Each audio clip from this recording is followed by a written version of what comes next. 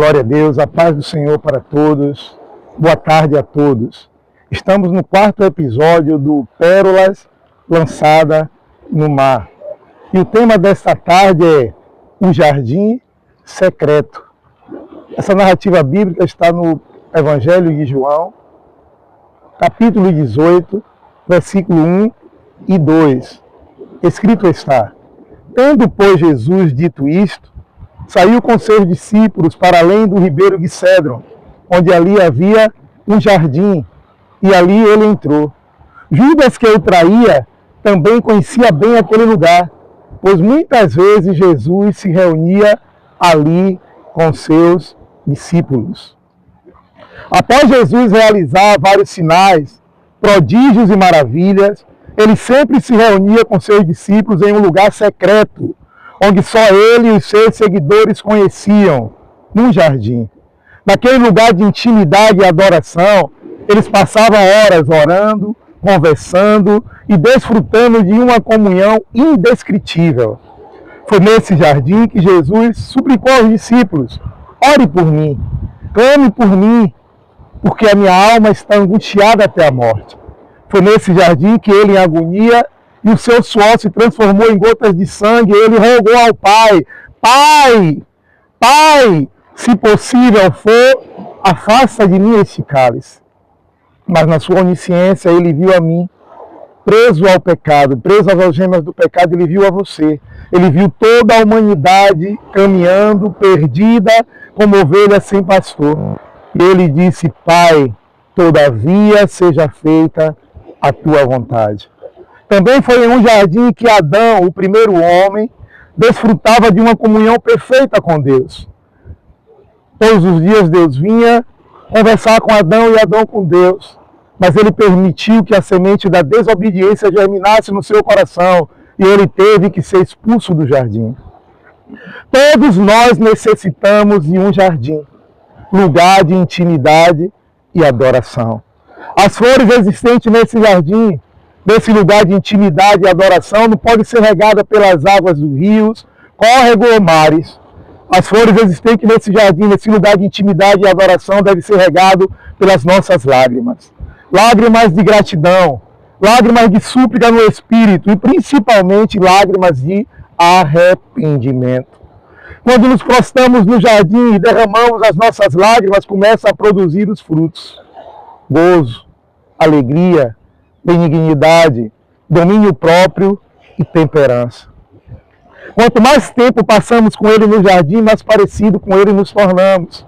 E passamos a exalar um doce e suave perfume chamado santidade ao Senhor. Santidade ao Senhor.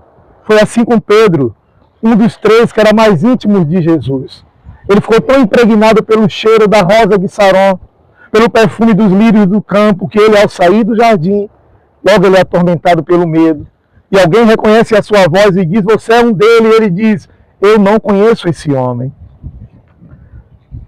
Mas a Bíblia nos diz que ele olhou para Jesus. E quando ele olha para Jesus, ele percebe que o olhar de Jesus não tinha indiferença. Jesus não olhou para ele com um olhar de desprezo. Jesus olhou para ele com o mesmo amor, com a mesma afeição, com a mesma ternura. E a Bíblia nos diz que Pedro chora amargamente arrependido. Todos nós só nos lembramos que Pedro negou Jesus 3 vezes e que cortou a orelha do soldado mau. Mas poucas pessoas se lembram que Pedro andou sobre as águas. Foi o único apóstolo que andou sobre as águas. Poucas pessoas se lembram que o primeiro sermão de Pedro, 3.000 almas aceitaram a Jesus. Poucas pessoas se lembram que a sombra de Pedro curava. Se nós perguntarmos quem foi Maria Madalena, é comum que todas as pessoas digam que ela foi uma pecadora. Algumas pessoas até afirmam que ela foi uma prostituta, e a Bíblia não diz isso. Mas ela se tornou uma adoradora por excelência. E a Bíblia nos diz que, no capítulo 20 de João, pela madrugada, Maria estava com saudade do jardim. Estava com saudade desse jardineiro por excelência. E ela foi para o sepulcro de Jesus para perfumar o seu corpo. E chegando lá, ela não encontra. Ela vê que a pedra estava removida e ele não estava mais lá. E a Bíblia diz que ela sai correndo para noticiar a Pedro e a João o que havia acontecido, aos discípulos. Eles, ouvindo ela, saem para ver o que aconteceu. e chegando lá percebe que o túmulo estava, a pedra estava removida, o túmulo estava vazio e eles voltam para casa. Mas Maria fica ali, perseverando em oração, chorando, desejando mais do que o ouro e a prata, ver Jesus, a presença de Jesus. E a Bíblia nos diz que ele aparece para ela como um jardineiro. A narrativa bíblica, o Espírito de Deus revelar ao meu coração que muitas pessoas estão negligenciando o seu jardim, está deixando de lado o seu lugar de intimidade e adoração. Em consequência disso, aquele jardim que as flores estavam vívidas, regada pelas lágrimas do arrependimento, da gratidão e da súplica, começam a murchar. Os frutos começam a ficar secos e sutilmente começam a surgir os espinhos, que simbolizam o pecado, a transgressão, a desobediência a Deus. Eu perguntei ao Senhor o que se fará, Senhor, desses jardins que estão assim. E ele falara muito forte ao meu coração: diga para ele que eu irei remover os espinhos, irei vivificar as flores, irei vivificar os frutos.